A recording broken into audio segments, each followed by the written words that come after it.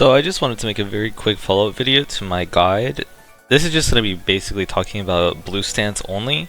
I didn't really talk about it in my guide because as like a beginner to intermediate player, it's pretty good to know the stance, but it's not necessary to get into the character. The guide was more to allow people to get into the character at every level, but here I just wanted to play with some more ideas with blue stance so that those people that are in intermediate can have some more tools in their tool belt so that they can go into different situations and be able to deal some more pressure. Because in my guide, unfortunately, the pressure was pretty weak, and I'll admit that. I didn't cover it quite enough.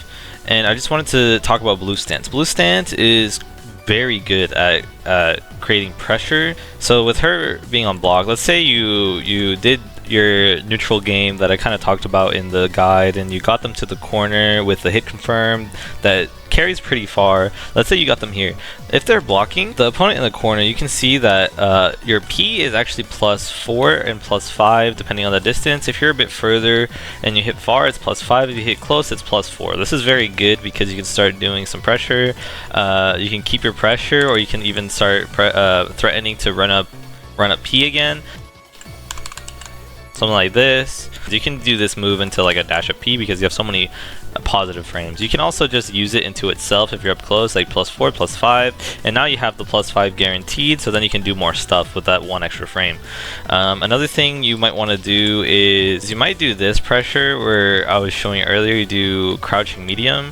You can do crouching medium into standing light, and it kind of frame traps itself. You can also just do crouching P if you're very close. You can do this crouching P into standing P, so you can get that guaranteed +5. When you do your dash in P, or if you just go into an auto combo, like if you're close and you do like a P auto combo, you can actually just do your EX version of the flip, which is +4 on block. The other versions are not +4. This one's +1, this one's even. You have to keep this in mind, is when they're standing, your flip, the medium version, is -1. It's not plus anymore, it's minus. And the light version is -2. So you kind of lose your turn. You can probably do a P if they're using slow buttons like medium. You might be able to get that off, but you are negative, which might end up giving away your turn. If the opponent is crouching, these are positive. So +1, so you can keep your turn. You can do another P, and then you can do like P and then run up P. You can threaten that grab that I was talking about.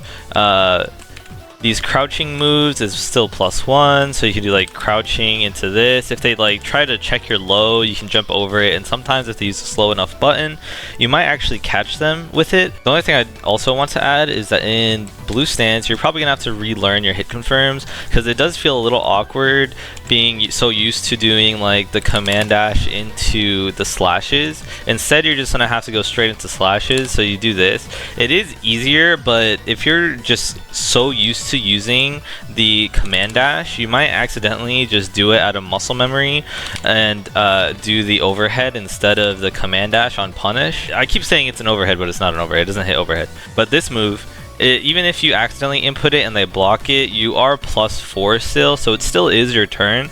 The only negative is you don't get the damage off, but even still, I wouldn't worry about that too much. I would just say practice a bit more so you can get that hit confirm off of like a crouch medium, crouch punch, and then punch. That's another good hit confirm to practice. There's no gaps in it, so if you do hit the low, they can't block it again. So as you can see, it doesn't block after initial hit. Once you are comfortable with both of the stances, you are going to be switching a lot between these two, or sometimes you might be sitting, it might sound counterintuitive, but you might be sitting back here with this stance, or you might be sitting up close with this stance. And now let's talk about a little bit more about the two stances themselves. There are situations where you are going to be in pink stance up close, and there are going to be situations where you're in blue stance up really far. And let me explain the situations. If you're far away, the reason why you would be in blue stance in general is if you're playing against a fireball character or some sort of zoner. If you see a fireball or like zone tool come out, you can actually react to it and do the super version of this and punish, and it leads into a combo, so it's pretty good. As you see, it leads into the combo. She's blocking it after initial hit. Another thing is, if you're in this stance, I would say use this tool a bit. It will catch people off guard. Even if they're in the corner, it might catch them off guard if you really want to get in, especially if you're getting zoned out and they're in the corner.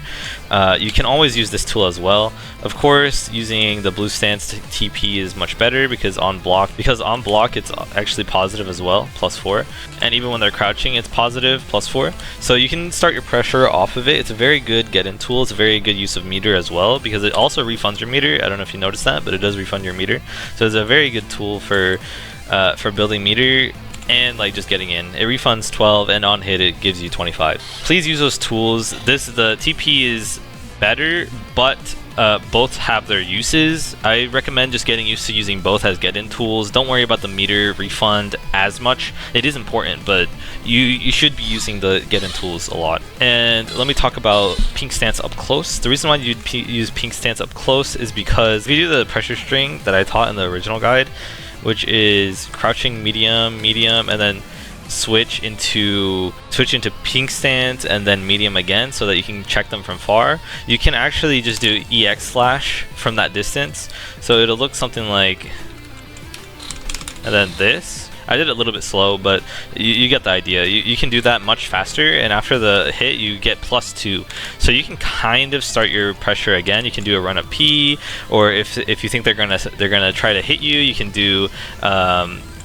the pink stance medium again and possibly catch him with a hit confirm, or because of the spacing, you can even do the heavy and get an even better confirm, and then go into combo from there into the corner. So there's some more ideas to play with how to use the stances in conjunction. Like I said, a lot of it's going to be experimentation and trying to get comfortable with the character and the two stances and the specials. Just take your time and slowly build the character.